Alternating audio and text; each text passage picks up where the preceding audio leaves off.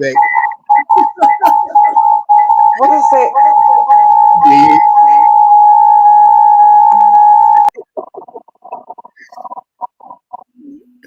Oh, wow. Okay, because nothing like a bit of drama. Yeah, some technical difficulties. Yeah. Well, hopefully, oh no, here's Tons. She's back. Let's turn that camera on. There we go. That's better. Tons. Yay, we're on. That's better. I'll have to do it off my phone. Yep. No, sweet as. Well, that's us, we can kick it off. Okay, kia ora te whānau. Welcome to a bit of a belated Warriors Fan TV Monday night Kōrero. Bit of a late start for the season, for the year, but that's all good. Yeah, and bit of a downer to have to review the shitty game from last night, but Kei te Pai is what it is. Yeah, we actually I'll just turn the chat space thing on. Yeah, let's rip into it. There's no real kind of set structure except what the three of us and anyone else that's listening is tuning into, kind of thing. So yeah, it's let's just get stuck into it because that first 40 minutes was shit house. Yeah. Well, I almost threw my laptop out the window. I had to shut it down. I had to shut it down 10 minutes before half time. I needed an extra 10 minutes with my half time to regather my thoughts and do my breathing exercises. Yeah.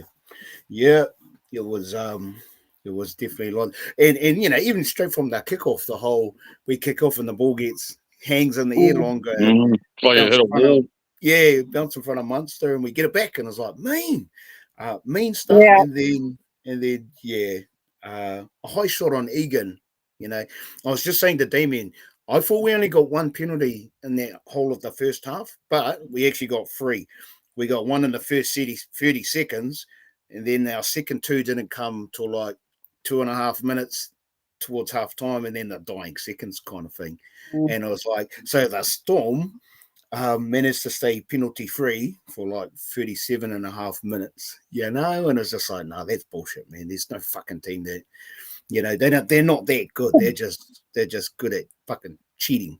And I know that sounds like sour grapes and all the rest of it, but it's just like they're master manipulators. And the ref, the lack of pulling back forward passes or high shots, the slow play of the ball stuff, and the amount of set 6 agains or the restarts that we didn't get. It was just like, bro, what's going on?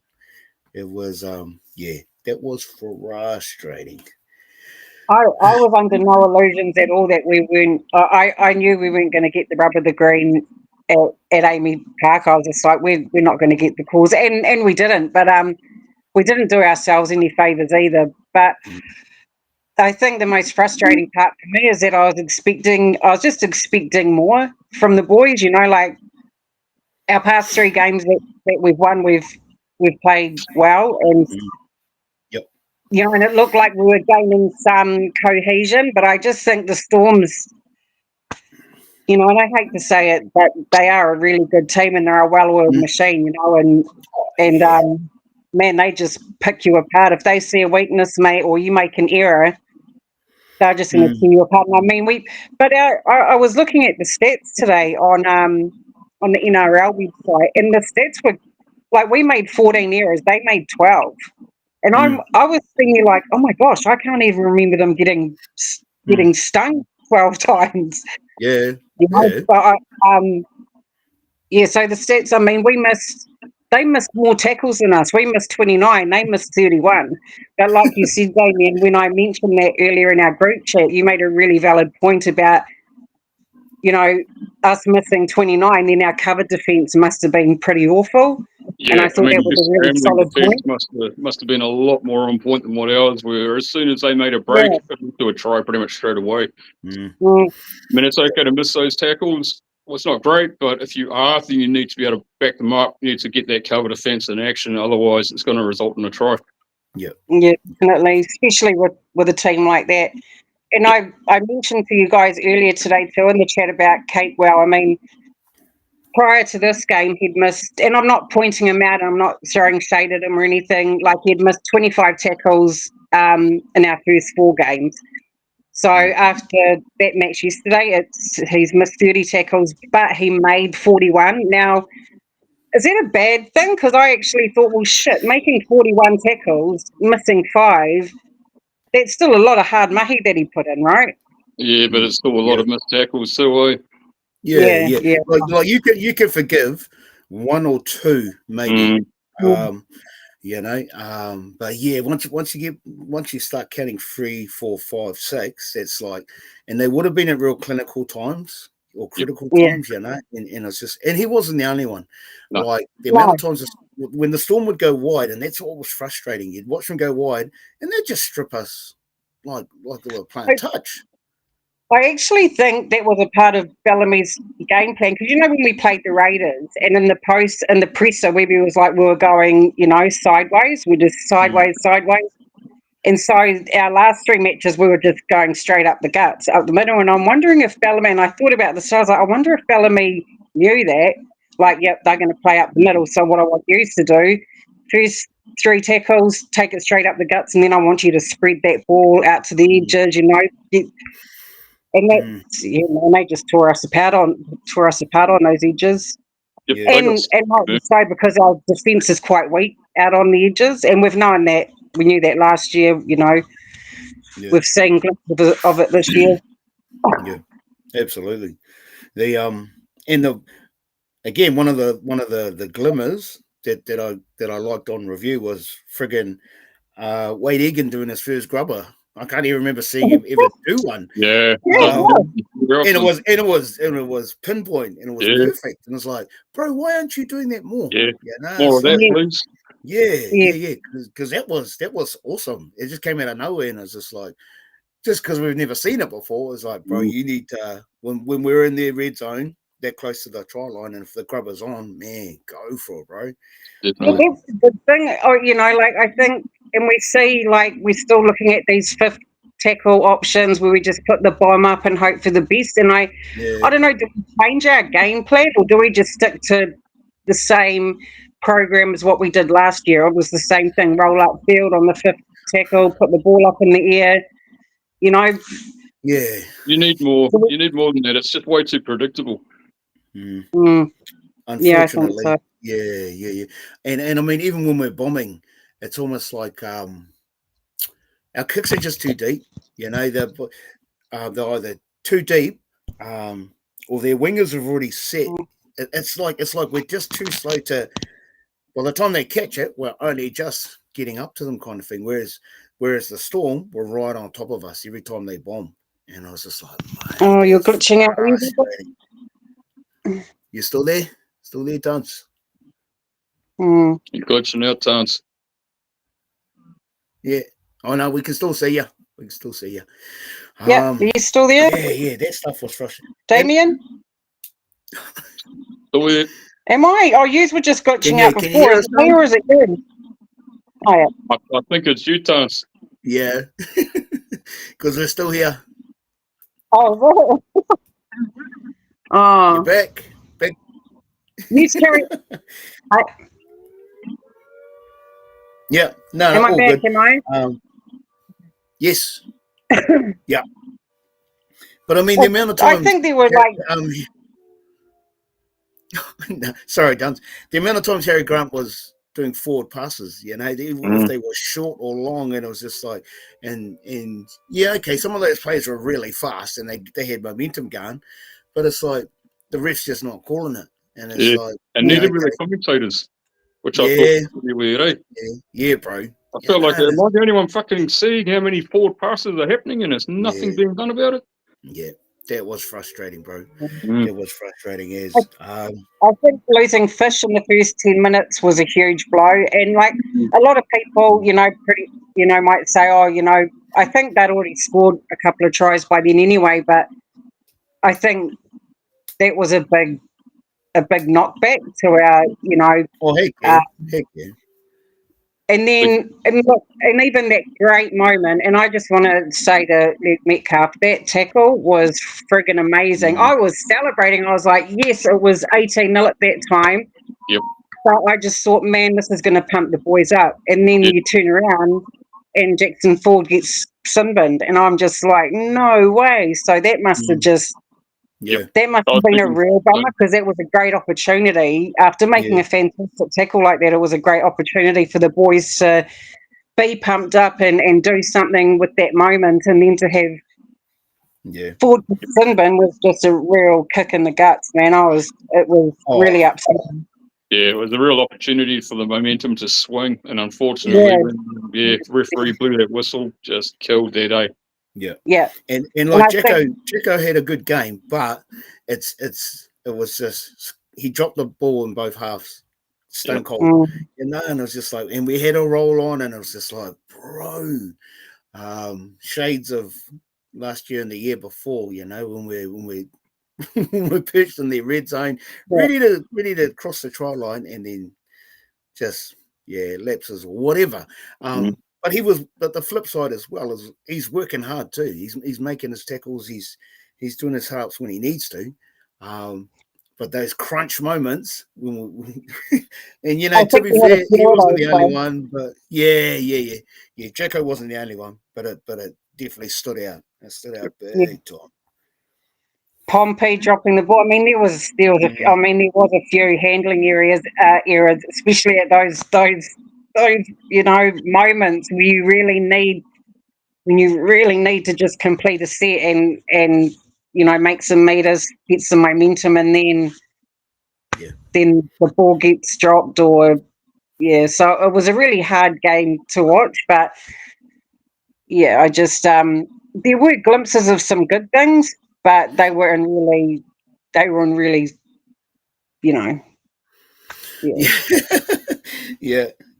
few and far between. But I think we're better than that, and I know we're better than that. And I've watched these past 3 games, and I've been really impressed with what I've seen from a lot of players, even Jackson Ford. I mean, I think he's having his best season off the bench.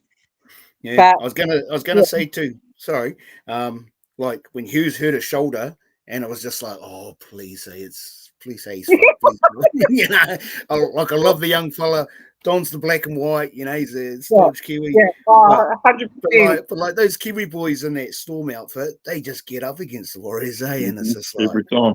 And it's just like fucking. He gets hit, he stays down for a wee while, and then like 2 minutes later kicks a 40-20. And it's just like fucking wanker.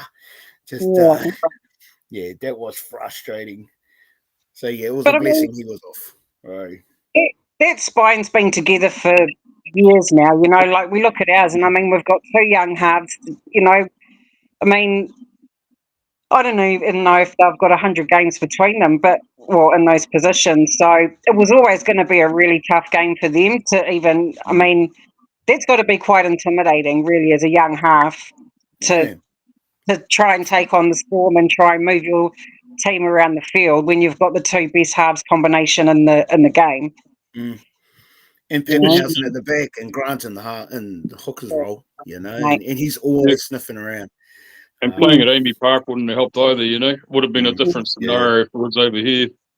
Yeah, I think so. And I think if Fish didn't go off, I think that would have, but it's too late to talk about. I mean, obviously he did, but if there was some circumstances that changed, like with Fish not going off, with Ford not going to the bin, I think maybe they probably still would have won. They would have won, but I think the fight in us would have been greater.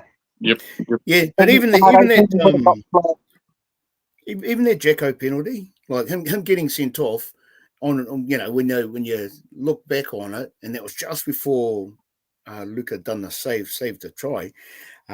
Jacko holding Pappenhausen back, and it's just like, bro, what the fuck were you thinking? Yeah, it was just like, I didn't even know like Pappenhausen would have got there. What the fuck were you thinking? Yeah, too many brain explosions. Yeah. But was it worth sin bin though? Do you think it was sin bin worthy or just penalty? Because I think sin bin. I think professional foul. Even though it wouldn't have had much impact, as I say, I don't think Pappenhausen would have got there. But just how fucking dumb. Yeah, And see, that's what happens when you're under that scoreboard pressure, and well, not just scoreboard pressure, just pressure in general, and you start making those silly mistakes. You know, whether it be those panic offloads or stupid moves like that, and it just proved really costly. Yeah, and like the whole like just before the 20-minute mark in the first half, when they started doing those offloads and getting them back, and because the offloads were killing us, but when they started doing that, it just reminded me of Big Nelson. You know, because Nelson used to do that all the time against us, and I was just like, bro. And they utilized it. They utilized it to perfection. And I'm sure every time Ali Cartor had the ball, I'm sure every time he was getting an offload, I was like, wrap him up, mate. You know, I know he's big, but I don't know, climb on his back, wrap your arms around him, give him a bear hug, do something.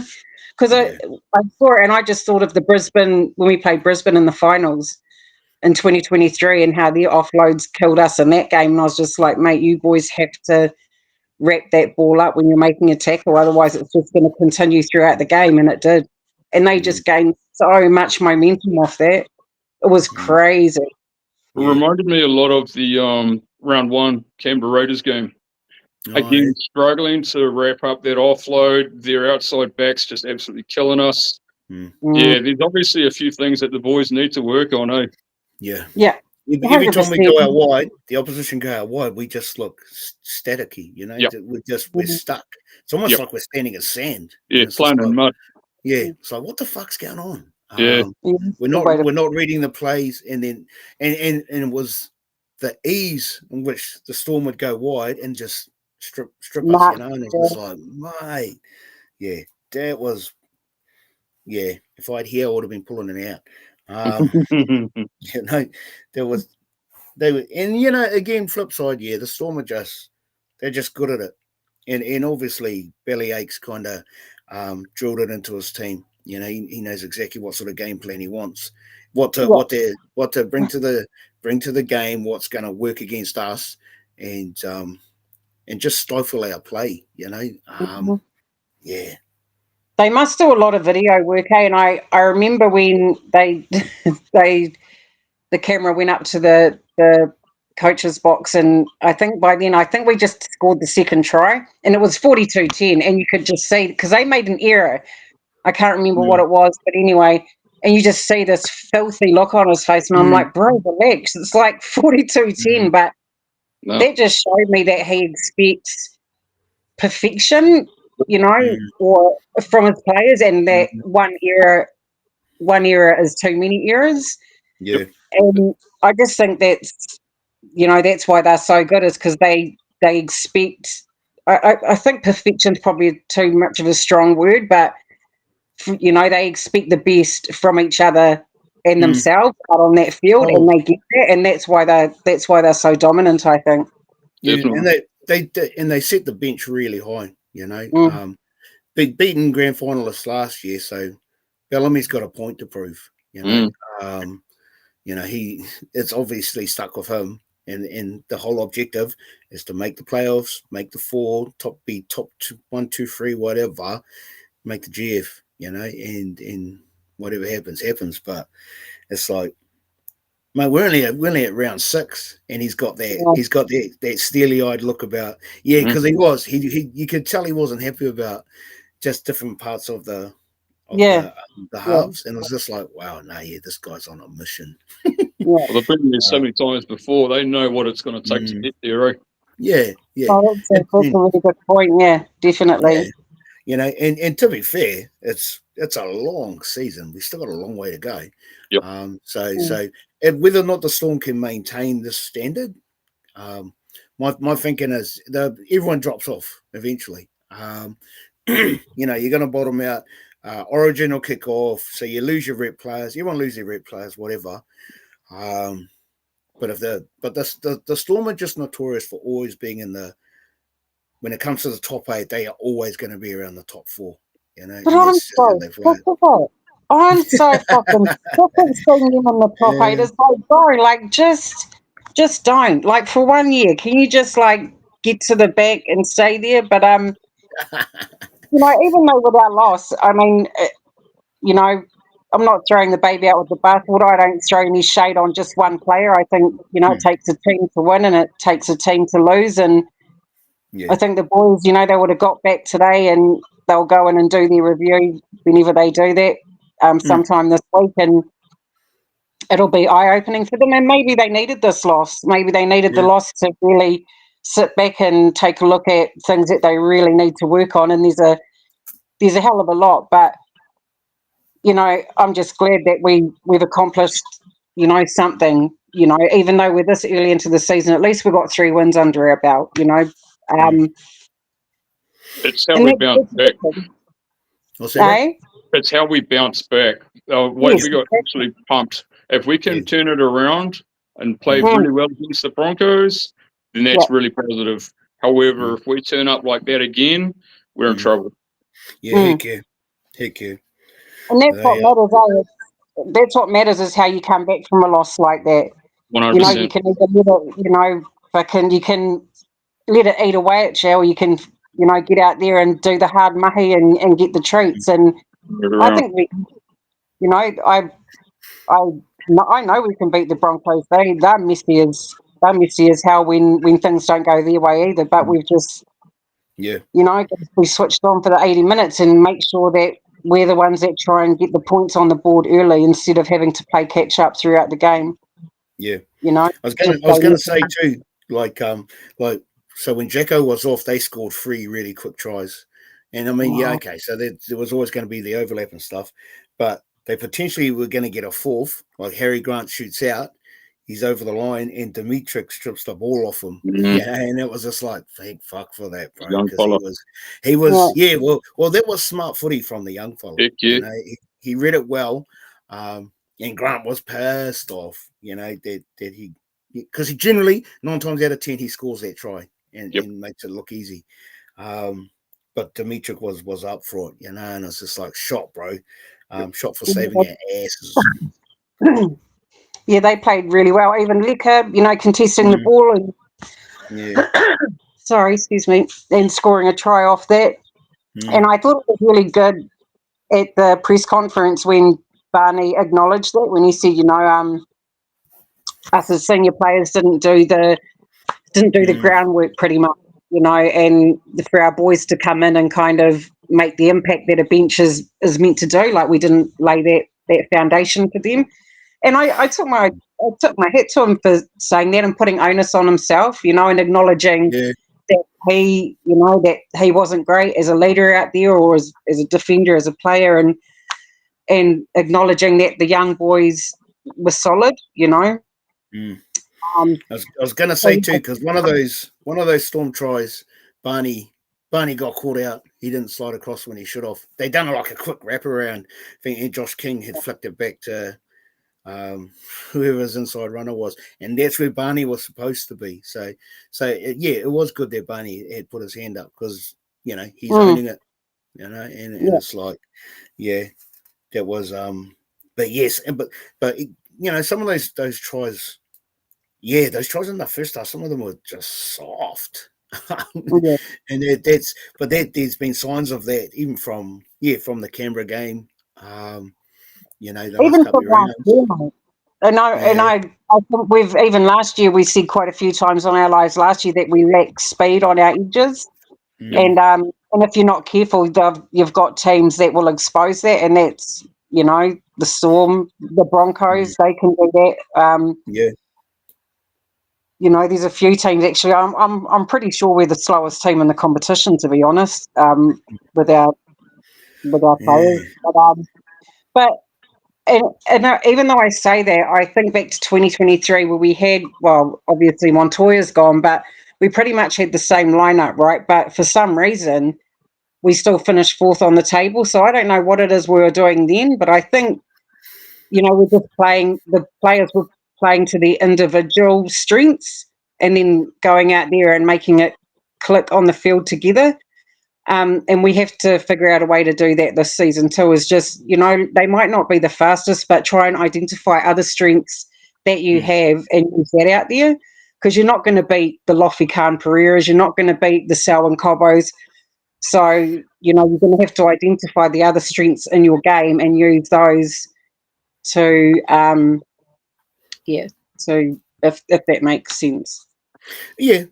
I think, when Webby talks about, and he said it at a few press conferences, the post-match conferences, the whole, when we play our game, how we want to play it, then, and especially when the boys are just switched on and like, then things go our way kind of thing. But the problem with last night's game was Melbourne were just dictating, and so we really struggled to get into a rhythm and to find our way, find how what works for us, because the boys know what works for them, but Melbourne were just shutting it down, and it was just frustrating. It was hard for the boys to get into a consistent groove. Yeah, and it's for me, like, and it was like, so they locked us out 36-0 at half time. I'm just glad it wasn't a donut at the end, because potentially, and Damien and I were talking about it earlier, the whole, had Hughes not gone off, then that scoreline could have really blown out kind of thing. So and to be fair, they took the foot off the pedal as well, second half. But when you're that far ahead, it's not that it turns into a training run, but we just weren't firing any real shots at them, and they just kept repelling us. It was just like you just said it, Neil. We weren't. There was no rhythm in our game, and we tried to gain some rhythm, but it was just, they just blocked us at every angle, and I think it's a great learning curve for the boys. To be honest, they're going to come home and they'll be able to pinpoint, when they do their own reviews on their own game, they'll be able to identify and be like, well, bro, like, I shouldn't have done that, or I could have done this better or done that better. So we lost. We got our asses got whooped, but I think it's a good thing, and I think it's good to have it early on in the season, and I hope we don't get flogged like that again. But I think it's kind of good for their growth as a team, individually as well, but for them to just identify some things in their game that they need to work on. How often have the Warriors been pretty shit house after a bye? I feel like it's pretty common, eh? Yeah. Yes. Yeah. It's true, bro. What happened? Didn't it happen? How many times? Didn't it happen all 3 times last year? I think so. I'm sure we've only done one. Yeah, I'm sure. If someone in the comments knows, chuck it up in the chat. But I'm sure last year we lost 2 games after the bye. After we came off the bye, I think we might have won one of them. Yeah, maybe I can't remember. It was like we had 14 days off, so there's no excuses for not being refreshed, and primed and ready kind of thing. But it's almost like it has the reverse effect, and it's like the Aussie commentators, bro. Honestly, like so I went to I was watching the game out in Rongotea, and thankfully we couldn't hear the commentary.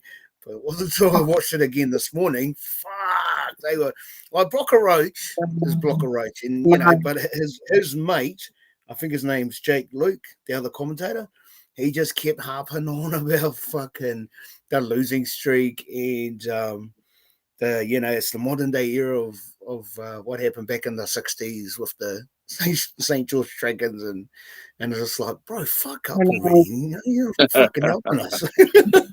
But they're just having digs and shit, and I was just like, bro, I really wasn't enjoying that, bro. They Blocker wasn't so bad. Sometimes we say it's just like it's fucking, hey mate, just rub salt in the wounds, why don't you? I mean, us fans are already feeling like shit, and you got to go and say stuff. But to be fair, it'll be interesting. It's a pretty big. To be fair, it's a pretty big stat. That's the biggest losing streak since fucking 1908 or some bullshit. So they're doing their fucking job by pulling out a stat. That's actually wow. That's on us to fucking turn that shit around. We can't get fucking commentators bringing it up. Yeah. So like we're 17 losses to them, the record is 21 losses. So we're like 4 games away from it, bro. So I'm really hoping we turn this around. If you flip it, at least it's only one team we've lost to fucking 11 years in a row. The only one team we've got, like it's not happening across the board. Like, mate, I've got to find some solace. I've got to find some solace in something, you know. Yeah. I mean, yeah. It's but yeah, the way they were harping on about it. What's that, Tom? But like, the Storm's our bogey team, but I know that we're, you know, like with the Sharks, when we play them, like we, for some reason, we've, you know, really taken it to them when we play them. I mean, 3 times they've gotten away from us and we've caught up with them and beaten them, which is great. So, I mean, Storms, you know. Well, we used to be their bogey team, you know. Used to be. Admittedly, it was a long time ago, but we had a very different play style. Yeah. But now we were the team they hated to play. Right? We're almost like trying to outplay the Storm at their own game. Whereas back at the day, we were completely off the cuff, completely unpredictable, and that's what struggled the Storm. That's what struggled Craig Bellamy. But because we're trying to just be so clinical, sticking to our systems, be really predictable, Storm know it's going to come every fucking time. Yeah. Unless you switch it up, I think the Storm are going to have your number. Yeah, it is quite concerning. I mean, and you know, we're not going to see change. And I'm not saying there should be changes. Actually, I'm not saying that at all. But I just think we need. Do you not? I mean, as a team, do you not sometimes adjust your game plan according to what team you're playing? I mean, not every week, but do you get what I mean? Like, especially with teams like the Storm that have so much strike power across the park. Yeah. You know, and they do. I mean, absolutely. Yeah. You know, every coach. Yeah, every coach will have a rough idea of a game plan for individual teams. You know, and they'll, because you know the whole video analysis is about trying to break down certain plays that, or trying to counter certain plays, you know, and knowing that the Storm might have 4 or 5 go-tos, quick plays that they can use at any time. They're like, I think it was in the second half, a couple of times where they try and do that inside cut pass to the fullback or Peppenhausen, and he usually shoots straight through the gap. That was on the Billy Slater used to do all the time, and they were masters at that. But thankfully, they tried it a couple of times yesterday, and we shut them down. You know, but so they've done their homework. They just the Storm were just kind of you know, they on the day they were just better than us. You know, and it really was the mistakes that cost us. They silly little things that were just lapses in concentration, whatever. But right when we're on their doorstep and we can really make a go of it, we lose the ball, we fumble it, or whatever, and it's just like, mate, sucks to do reviews, you know, when you see that shit. Oh, you're a soldier for even watching it again. I couldn't bring myself to do that again. I'm like, no, I ain't putting myself through that twice, even though it wouldn't hurt as much. But after our live, I might go back and watch the semis with the Knights back in 23 just to make myself feel. That was a good game. It was a good game. If you look at the stats, like, I mean, if we don't think about the outcome, the score, you go back and look at our stats, both teams defended at the same percentage, so that was 87% each. They missed more tackles than us, it was only 3. Our play of the ball was faster.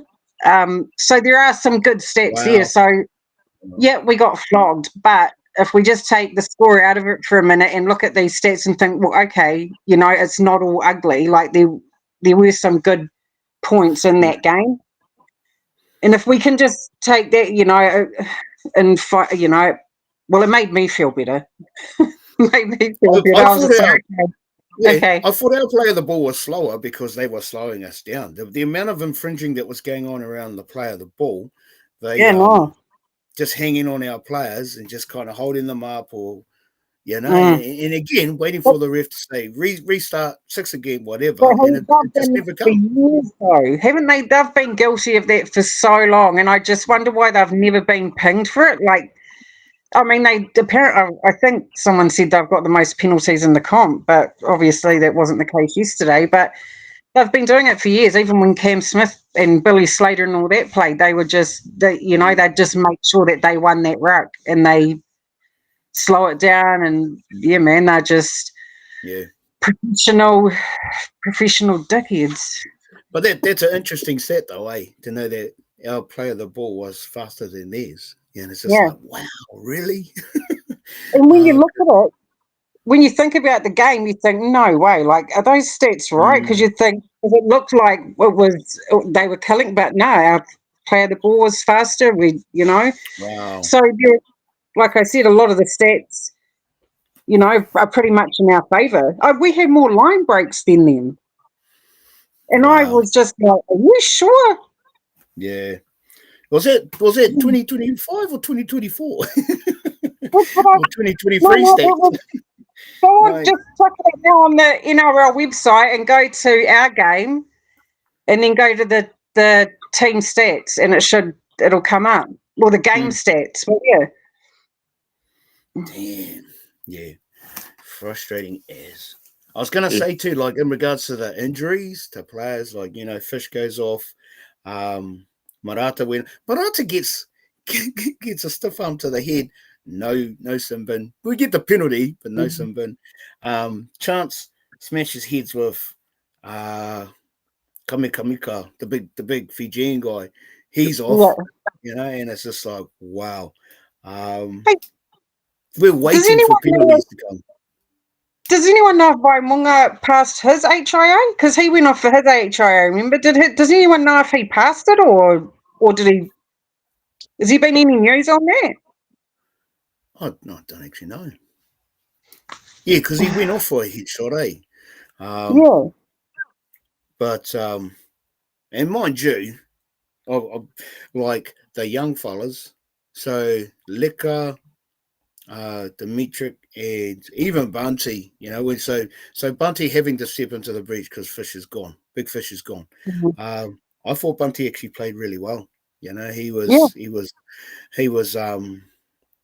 like the best of our forwards was, like, for me, was definitely Aaron Clark. But those young fellas were right on his tail, man. They were they were bringing real energy to their attacking and their defense. And it's just like, mate, that's another one of those positives. That we can these young fellas coming in are really knocking on the door, trying to kick it down.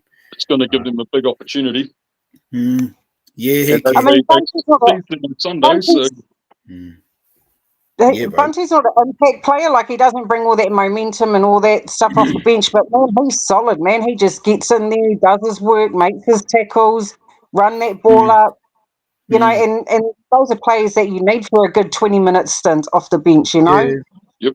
And he's just reliable like that. And and now with Fish going, I'm assuming he'll keep his bench spot. They might even start him. Who knows? But I'm just wondering who will come in. I mean, I even seen some guy post up that they should put Liquor in the centres and then put Pompey on the wing and put Liquor in the centre. I was like, I mean, who gets the bench spot? Was it Monty Beetham even mentioned that in the Sky commentary, perhaps? And I thought, yeah, I don't know about that. Yeah. Like Rocco, considering it was Rocco's first game back, he didn't play too bad. And like his defensive, he made a solid tackle. He's always been a good defender. So hopefully he just settles straight back into it. Like with the team list coming out tomorrow, really can't see Uncle making many changes. he's a loyalist. He always has been, but his hand might be forced in regards to Fisher Harris. Big Fish, and who's gonna be the starting prop.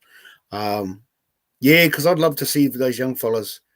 I wouldn't actually mind if they stay on the bench because their impact when they come off it is just it's immediate. They come on and they change the energy of the game. They're hungry and they get out there and they fucking give it a go. I wouldn't mind them getting more minutes though. I think they need more minutes like they got on Sunday. They are more than capable of handling more minutes. So I do hope that happens. Yeah, I agree. I don't understand, like even with when we had Josh Curran and he was like, he got annoyed or whatever because he didn't get that starting spot. I think bench players need to realise their worth coming off the bench. Like I think a bench player is vital, man. Yep, they can be a game changer. Yeah, and I just think, mate, you guys need to recognise your worth and like how important you guys are, in the game. Like, man, they're an integral part of the game, and so players need to appreciate themselves more, even if they're just instead of seeing themselves as just a bench player, because they're worth way more than that. Absolutely. Yeah, heck yeah.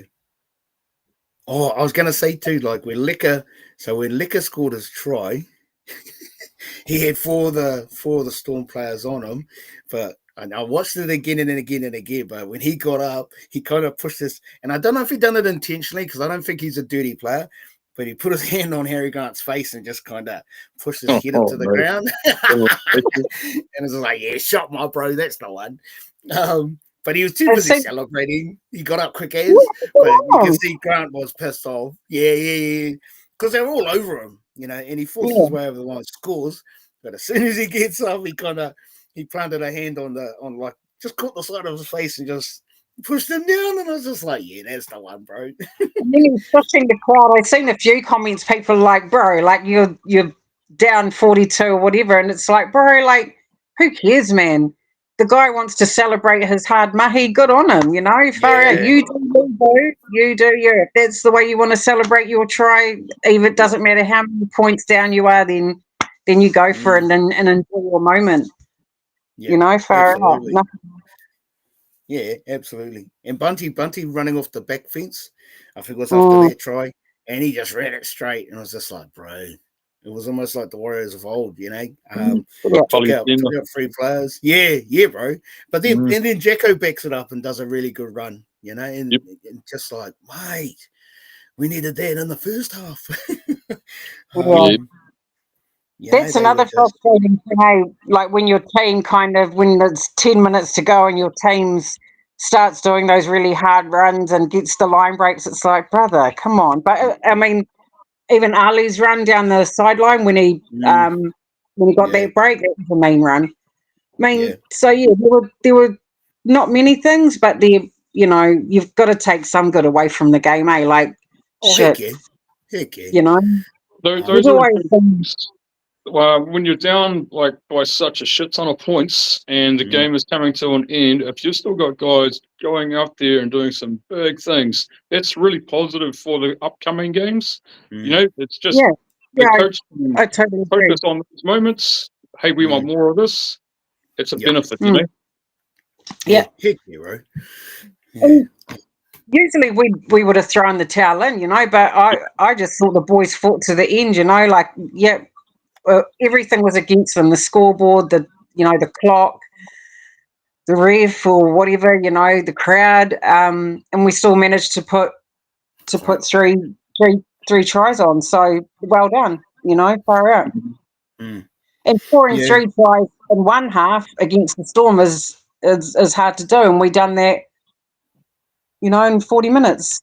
So yeah. And like when we were watching the game, the boys were like, "Yeah, we won the second half." It's just like, yeah, you can say that, but yeah, and Luka missing the conversions, it was just like, damn, man. It was almost like I really wanted Pompey to take those kicks, for Adam to step up. I think it's a good idea. Like, you know, because he is a solid kicker, Pompey, and I just think, heck yeah. you know, like, just look, you worry about your game, you know, getting that team around the park, you know, putting up your kicks and then let Pompey take care of the conversions, just to take some pressure off him, because it's like, bro, you know, you've got enough pressure on your shoulders already, you know, maybe just, you know, hand that over to someone else just to relieve And he was trying, like Metcalf was sniping heaps, you know, and you gotta take your head off to the young fella because he's fearless, and he'll try his luck. It just wasn't on for last night. But I love that too. I love that he'll give it a snipe and he'll try his luck. And yeah, he got shut down nearly every single time, but except the last one, and he scored. You know, but it's I like that sort of half. Again, it's just theorizing if like Chanel, I'm not sure just how involved Chanel was. He seemed pretty quiet. He was making a lot of tackles. They all were, but on attack, it just like it didn't seem like he was bringing a hell of a lot to the table, and besides kicks, but even our kicks were just like they were standard. They were stock standard, and like the Storm had us sussed. So you know, again, the Tanner Boyd's name gets mentioned, and it's like, I don't know if personally I can't see Uncle swapping our halves out. but He's going to stick with them, but yeah. And all honesty, if I'm being 100% honest, I actually wanted Tanner Boyd to play because I just thought, man, like our kicking game, and even against the Broncos, is going to be vital. You know, just to get, because if we're not making those meters out of, you know, if we're not making those meters out of yardage, then the only way we're going to get territory is by someone with a good kick. And you know, so yeah, if I'm being honest, I kind of did want him to play. I think you need at least one dominant half. You know, whether that be your 5'8" or your 7, one of them has to be clued up enough of it, you know. And I'm not saying they're not. I'm just saying, you know, and I'm not asking it to be changed. I'm just pointing out an obvious that, you know, I just think it'll be good if there was someone else there to help Luke. Yeah. Yep. No, I think either Chanel needs to get more involved, or we either bring in Te Mighty Martin or Tanner Boyd. We've got two other really good potential halves sitting in the wings, so I don't know how many chances you want to give Chanel when you got those two sitting over there rearing to go. Yeah, and that Calicut in New South Wales Cup, bro, they look really good. And I mean, I know it'll never happen, he won't change, but man, I could just imagine, you know, what the momentum and what the speed of our play would look like, I think, if they were to come in as our halves. And but at least at least we've got depth in that position, and you know, if it comes to injury to our halves, we could see them come in. But yeah, I just think someone with a bit more ball playing, you know, and less structure in the game is sometimes a good thing. I think sometimes too much structure and sticking to the same old bullshit routine is just, you know, sometimes I think it's a waste of time. You know, especially Chanel was when working you play hard the on Storm, you defense. can't just stick to your structures. You need more than just that. Yeah. You need a bit of off the cuff footy, eh? Like you need a bit of just, you know, like Egan putting in the grubber, for instance. You need players that'll step up and just do those out of it fucking random things, because sometimes it might not work, but sometimes it might. Yeah, and you're going to keep the opposition guessing instead of them knowing coming at them every fucking time. Yeah. I was gonna say to Rocco Berry, when he that try he scored, awesome try, but Capewell, you know, the fact that Capewell had the smarts to strip that ball from that player, in the end goal, you know, and I was just like, man, beautiful play, beautiful try. Just would have loved to have seen that more often than not. Yeah. Just the desperation. One thing I noticed with Melbourne, and I was scared of this before the game kicked off, and I was like, mate, the thing with Melbourne is that if one of them get a line break, you can guarantee there'll be a guy on either side of them going with him all the way to the try line. And I think we always have, not just in this game. I just think over a long period of time, and not just us, but there's a lot of teams that don't support their ball runner when they get a line break. Yep. You know, and you get those ball carriers looking from left to right, wondering, "Fuck, where's my homie at?" You know, I'm off. We can do this, but there's no one there, and the Storm are really good at that. And one of their players gets a line break, and like as Pappenhausen's a perfect example. If someone gets a line break, you can guarantee that guy is there somewhere, and he'll get that offload from them, and he's gone. And I just think, like with Ali, there was no one there, and it's just like, come on, boys, man, like, just someone's always got to be there to support the ball carrier, and I think sometimes we miss the mark on that. Yeah, absolutely. They So it was good. It was good. It didn't end up being a complete. And I didn't realise, but the Storm got a big score against Manly. So they've been building. I'm just glad they didn't crack 50, because it's like, and like, again, the commentators are going on about, the Melbourne Storm have scored like three times. They've had 50 scores, 50 pointers, and then there was a 70 pointer, blah blah blah blah blah. And it's like, fuck. Yeah, I know, and they, it's like even when we played Roosters and Manly, they still couldn't give us any. They still couldn't give us. I suppose validate it, but not that we need them to. My thing going into the game was that, my thing going into the game, I was thinking, right, we've beaten Manly, we've beaten Roosters, even though Roosters are fucking almost at the bottom of the table, they've still got a solid stacked team, stacked with Origin players, international players. Same with Manly, and I just thought, if we can get the dub over those two teams, then we should be able to go into this with, focused. And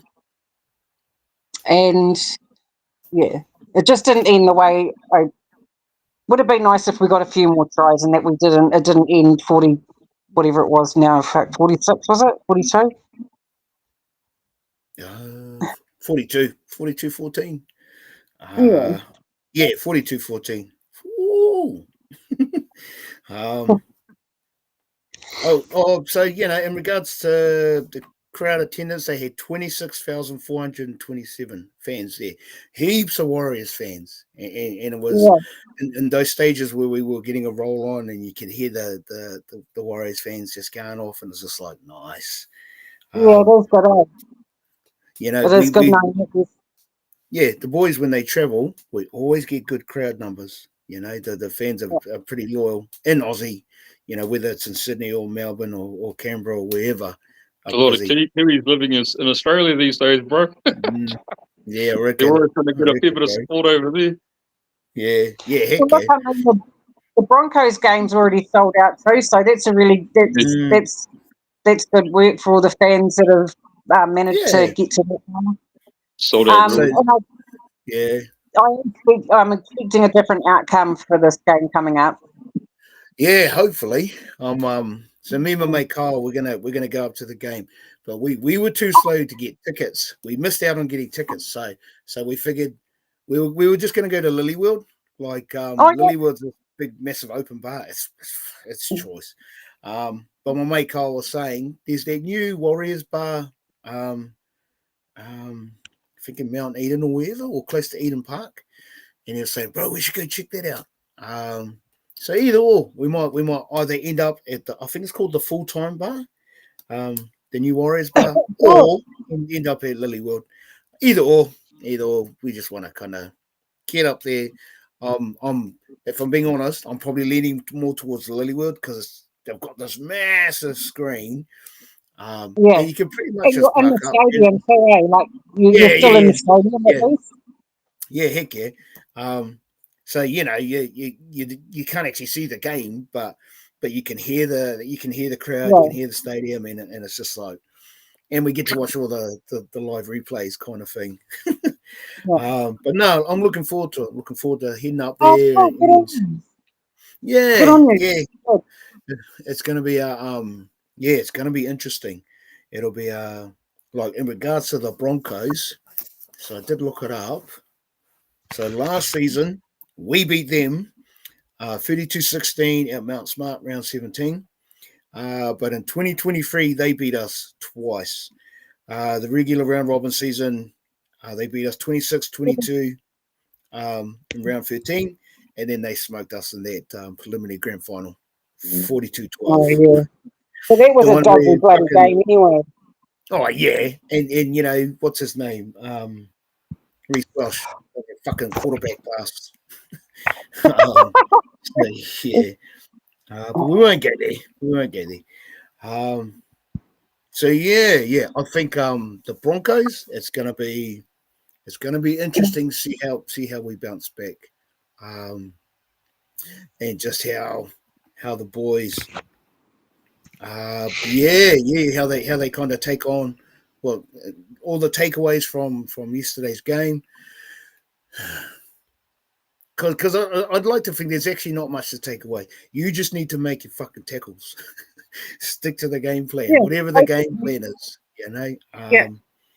And just defend like your life depends on it, you know. If we're They've still got a lot of errors in their game, eh? And Reece Walsh is, I mean, he causes probably fucking, you know, if there's oh 10 errors, yeah, you can guarantee that Reece Walsh is causes 3 of them at least. yeah, oh yeah, Um, yeah, and he's you a know, shit defender, you know. but I mean, there's plenty of weaknesses in that Broncos side, no doubt about it. I mean, they've been far from perfect this year, but they still do have a lot of strike power, and you know, you got the likes of Ben Hunt and Adam Reynolds who have combined. They've got a combined frickin' game of like I don't know 600 or something out the gate like that. But so it's another great opportunity for our team, especially and more so for our halves, I think, to really go and stamp their mark on it and you know make themselves known. I do think, yeah. But I do think we can win this one. Not easily. I think it'll be hard. I mean, like I said in our group chat, fucking Payne Haas piggybacks guys for fun. You know, God, you could put a dump truck on that guy's shoulders and he'll carry it to the try line. I was gonna, sorry, I wanted to ask, like for you fellas, who was your player of the day from yesterday's game? In what? Aaron Clark. Yeah, Aaron Clark, 100%. It was his 100th game as well. Yeah, you know, so it was just like, again, it was almost like, did the occasion get to the boys? Like, you know, Doc Mayhew dies. They were in the black armbands. The fucking that losing streak, is that in the back of their heads or whatever? And I think so. I do. I think, you know, like I think even though this team hasn't played against Melbourne, you know, like not this team anyway, this lineup hasn't played against Melbourne, but I still think you think in your head, if you're a young 19-year-old and you're like, oh, hold up, I haven't played this team before, but you know, we haven't beaten this club for 11 years. It's got to niggle at your brain in some sort of way, I'm guessing, but definitely got a mess of psychology. Yeah. I think personally, I just think really highlighted the quality difference between the Storm and the Warriors. You know, they just got quality players all over the park. You know, and we've got a few spots that I still think are a little bit questionable as far as who we've got playing there and who we have to back them up kind of scenario. Just a quality difference. I think they're definitely a few levels above us. Hopefully, as the season progresses, we can get stronger, get better. We're going to need to even have a chance if we even crack the top 8. Otherwise, we're going to get cleaned up by like the Melbourne Storm, for example. Sorry, fellas, I'm Yeah. going to have to. I'm not sure why, but I'm having technical difficulties here, and my battery's really, really low. Give me your school lines for the weekend. Oh shit. Brisbane. Oh, I think there'll be a damn. Well, they lost against the Roosters. What was it? Something 16. I might go. I think there'll be quite a few tries scored. I hope. Okay, I'm going to back the boys on this one. I'll say 30-24 to the Warriors. Nice. Okay. I'll go 26-14 to the Warriors. Fuck the Broncos. 26-14. I like that, bro. So 30-24 tons. Yep. And Damien 26-14. I like Sure, those. I like those. Well, in that case, seeing as it's the law of averages, I'm gonna go 28. 18. Warriors. Nice. Yeah. Love it. Put it out there to the universe, mate. Yeah. Warriors dub. Yeah, my battery's giving me the evils now. Yeah, no, so I just had to plug my phone in because it's going flat. But anyway, it was really nice to see you guys and catch up and have a chat. Too. But I'll see you anyway in the group chat. Yeah. And just thanks heaps to those that kind of tuned in. We're back on. So every Monday night, our Monday night Kōrero Warriors Fan TV. And if you're keen, oh man, I better keep this short. Yeah, we'll just catch up with you on a Monday night, eh? Right, I think that's us, eh? Oh my goodness. Yeah. Thank you to everybody. Bye, everyone in the chat. Hope you enjoyed it. Up the fucking. Bye. They're the fucking Warriors. The fucking Warriors. Warriors all day, baby. Let's go. Right. I'm not even sure if I'm doing this right. How do you turn it off? I don't even know. No, you hang up. No, yeah, that's right, bro. No, you hang up. No, you hang up. Honestly, bro, I don't even know how to turn it off. Oh my God. I think this thing's going to go dead anyway. How the fuck did I do it last time? Oh, I think I've just found it this time.